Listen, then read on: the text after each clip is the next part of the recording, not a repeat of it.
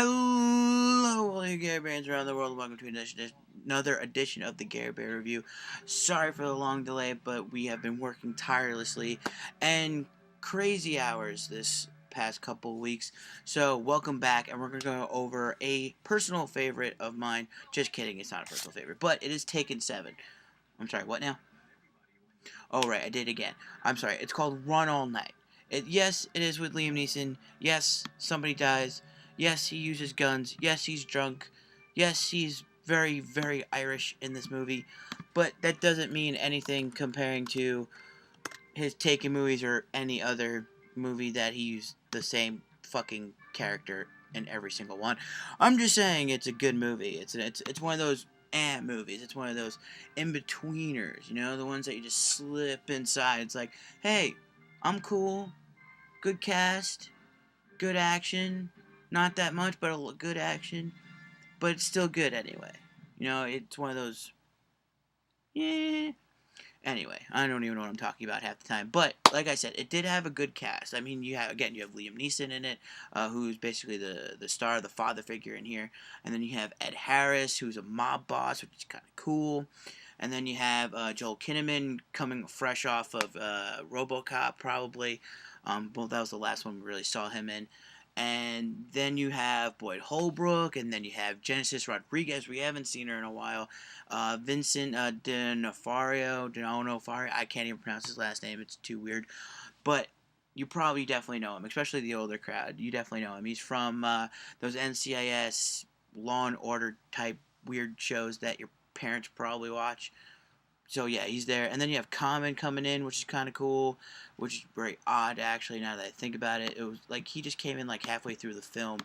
There was no like, hey, guess what? We're gonna put you in this film very odd and very weird light. But it was there. It worked out well. It was actually kind of funny because the characters in here, because there's no precursor to this movie, because they kind of just throw you into it. With no warning or anything. It's just there's no character development at all. There's no like precursor, like even before the title screen. There's like nothing like, hey, by the way, I'm gonna give you a little backstory. There's no backstory to any of these characters or any of the whatever, and there's no. As you go through the movie, you actually do end up seeing that there's histories between every character. You end up realizing that the son hates the father. The father, has a very, very good relationship with the mob boss, Ed Harris's character, and the son's kind of a douchebag. It works out everywhere. So it's kind of fun to watch, all come together and stuff like that. The only thing I do want you to worry about is basically, like I said, the character development. Like I said, even though that you do get the sense of it, it wasn't enough to keep me interested into the film. It obviously, Liam Neeson got me into the theater. Him and Ed Harris, they got me into the theater. They got me into the seat, but they did not make me stay. It was more of the okay, what's gonna happen kind of deal. Is why it kept me there. It was because I did it wasn't really interesting to watch. The story fell through like pretty much throughout the middle of the part, pretty much around like where Common. I mean, even though that it flowed per se, but it wasn't enough to keep me interested in the whole entire film. I'm gonna say do not watch this film. I'm not gonna recommend it. Don't go see it. Don't go see it. Whatever, it doesn't matter. But I'm just letting you know, in my opinion, that it was one of those movies where it didn't keep you interested, but it was Liam Neeson's character, like pretty much in every one of his films. It's always the drunk or the action star, the savior, trying to help. It's always one of those characters, and it shows.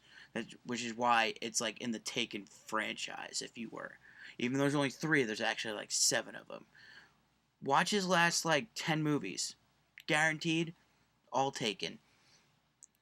That girl gets taken a lot. Everyone gets taken. If you're with Liam Neeson, I'm just gonna warn you right now. You're gonna get taken. I'm just saying right now. I'm actually scared for his wife. If I think he has a wife, I'm just scared for her. That's all I'm saying. And probably his daughter or son. Uh, so yeah, so make sure you guys should like, subscribe to my channel. So yeah, that's it. Just make sure you guys should like, subscribe to my channel. You can do that at the button below. I'm gonna put something there. I'll put some in the description below. Also, check out my designs on TeePublic now. I'm doing a site thing on there, which is kind of cool. And I believe on April 9th, I just got the email earlier in the week that I will be doing. I will have one of my shirts on a 24-hour website, so stay tuned for that. I believe it's at teconomist.com. Not yet, but on April 9th, so stay tuned for that. Stay tuned for our next adventure, because I believe, if my math is correct, we're going to have a glass slipper fitting, because we're going over the new reboot of Cinderella. Yeah, so make sure you guys stay tuned for that. Bye!